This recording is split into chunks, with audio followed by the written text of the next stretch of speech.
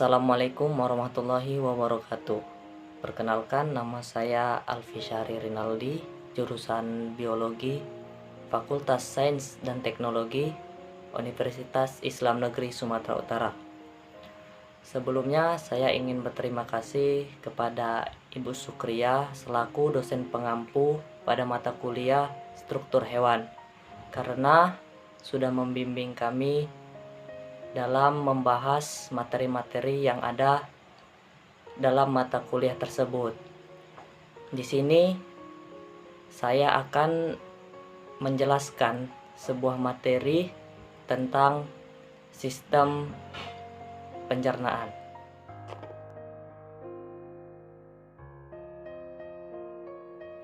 Pembahasan pertama yaitu pengertian sistem pencernaan. Apakah sistem pencernaan itu? Sistem pencernaan merupakan serangkaian jaringan organ yang bekerja untuk mencerna makanan. Selama dalam saluran pencernaan, makanan yang kita makan akan mengalami proses pencernaan, baik secara mekanik maupun secara kimia. Sistem pencernaan makanan dibangun oleh dua kelompok organ. Kelompok yang pertama adalah organ-organ yang menyusun saluran gastrointestinal, yang terdiri dari rongga mulut, faring, esofagus, lambung, usus halus, dan juga usus besar.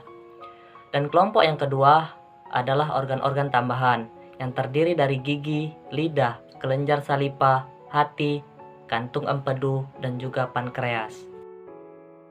Dan pembahasan selanjutnya yaitu mengenai proses utama dalam sistem pencernaan. Proses utama dalam sistem pencernaan itu ada 6 proses. Yang pertama yaitu makan. Makan merupakan proses memasukkan makanan ke dalam rongga mulut. Dan yang kedua itu ada sekresi. Sel-sel yang ada di sepanjang saluran pencernaan dan kelenjar-kelenjar pencernaan mensekresikan air, cairan asam, cairan basa, dan enzim-enzim pencernaan menuju rongga saluran gastrointestinal. Dan proses yang ketiga yaitu percampuran dan pergerakan. Kontraksi dan relaksasi otot polos pada dinding saluran pencernaan mencampur makanan dengan getah sekresi dan menggerakkannya sepanjang saluran gastrointestinal. Dan yang keempat yaitu ada proses pencernaan. Proses mekanik dan kimia yang menghancurkan makanan menjadi molekul-molekul sederhana. Pencernaan mekanik dilakukan oleh gigi pada rongga mulut dan jaringan otot polos pada dinding lambung dan usus halus. Pencernaan kimia mengubah ukuran molekul karbohidrat, lipid, protein, dan asam nukleat menjadi molekul-molekul yang lebih sederhana. Dan proses selanjutnya yaitu absorpsi. Molekul-molekul makanan yang telah dicerna akan masuk ke dalam sel-sel epitel yang membatasi rongga saluran gastrointestinal dan selanjutnya berpindah ke dalam darah dan limfa untuk disirkulasikan ke seluruh sel-sel tubuh.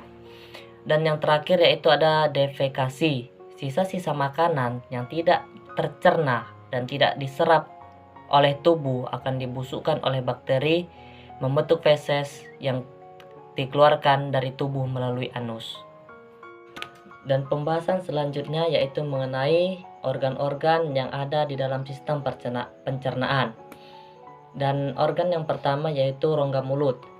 Di dalam rongga mulut terdapat kelenjar salipa, gigi, dan lidah yang membantu proses pencernaan makanan secara mekanik maupun secara kimia.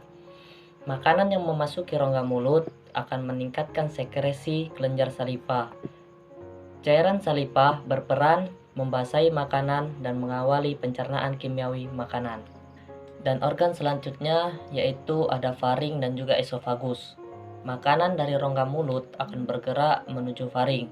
Faring tersusun atas jaringan otot rangka dan permukaannya dibatasi oleh membran mukosa. Faring terbagi atas 3 bagian, yaitu nasofaring yang berperan pada proses pernapasan dan juga ada orofaring dan laringofaring yang berperan pada proses pernapasan dan juga pencernaan. Organ selanjutnya yang dilalui oleh makanan pada saat sistem pencernaan yaitu esofagus. Esofagus merupakan saluran pencernaan yang berbentuk tabung dengan panjang kurang lebih 25 cm dan pada dindingnya terdapat jaringan otot polos. Terdapat 3 fase menelan. yaitu yang pertama ada tahap volunter, dan yang kedua yaitu tahap faringeal, dan yang ketiga yaitu tahap esophageal. Dan organ selanjutnya yang akan dilalui makanan yaitu lambung. Lambung memiliki 4 bagian utama, yaitu kardia, fundus, badan, dan juga pilorus. Di dalam lambung, makanan dicerna secara kimiawi dan juga mekanik. Secara kimiawi ditunjukkan dengan adanya getah lambung hasil sekresi kelenjar lambung. Kelenjar lambung berada pada dinding lambung. Hasil sekresinya dapat berupa asam klorida atau HCl, pepsin, musin, dan juga renin. Selain secara kimiawi, makanan juga dicerna secara mekanik oleh dinding lambung. Ini terjadi karena dinding lambung tersusun dari otot-otot yang selalu mengalami fase kontraksi dan istirahat. Otot-otot tersebut meliputi 3 otot yang tersusun secara memanjang pada bagian luar, melingkar pada bagian tengah, dan miring pada bagian dalam. Kontraksi ketiga otot tersebut menimbulkan gerak peristaltik. Akibat gerak ini, makanan akan teraduk dan tercampur dengan getah lambung sehingga menjadi bubur yang disebut ghim. Dan organ selanjutnya yang akan dilalui makanan yaitu usus halus. Usus halus terbagi menjadi 3 bagian, meliputi usus 12 jari atau duodenum, usus kosong, dan usus penyerapan. Usus 12 jari adalah bagian usus halus yang bersambung secara langsung dengan lambung. Panjangnya sekitar 25 cm. Pada dindingnya bermuara 2 saluran yang berasal dari kantuk empedu dan juga pankreas. Kebanyakan pencernaan kimia terjadi di duodenum atau usus 12 jari. Di wilayah ini, enzim mencerna nutrisi ke dalam bentuk yang lebih sederhana yang diserap. Enzim pencernaan berfungsi dalam pencernaan karbohidrat termasuk amilase, maltase, sukrase, dan laktase. Untuk lemak, enzim yang utama adalah lipase. Sebelum enzim dapat bertindak, butiran besar lemak harus dipecah menjadi tetesan kecil dengan empedu. Empedu merupakan campuran garam, pigmen, dan kolesterol yang diproduksi oleh hati dan disimpan dalam kantong empedu. Dan organ selanjutnya ada hati dan pankreas.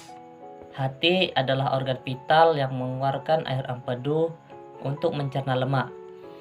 Empedu dari hati disimpan dalam kantong empedu dan kemudian dilepaskan ke usus kecil. Demikian juga pankreas, juga merupakan organ terkait pencernaan yang menghasilkan campuran enzim untuk pencernaan karbohidrat, lemak, dan protein. Hati memiliki fungsi penting dalam pengolahan produk dari pencernaan manusia. Dan organ terakhir yaitu usus besar. Sari-sari makanan dan zat yang berguna telah diserap oleh usus halus.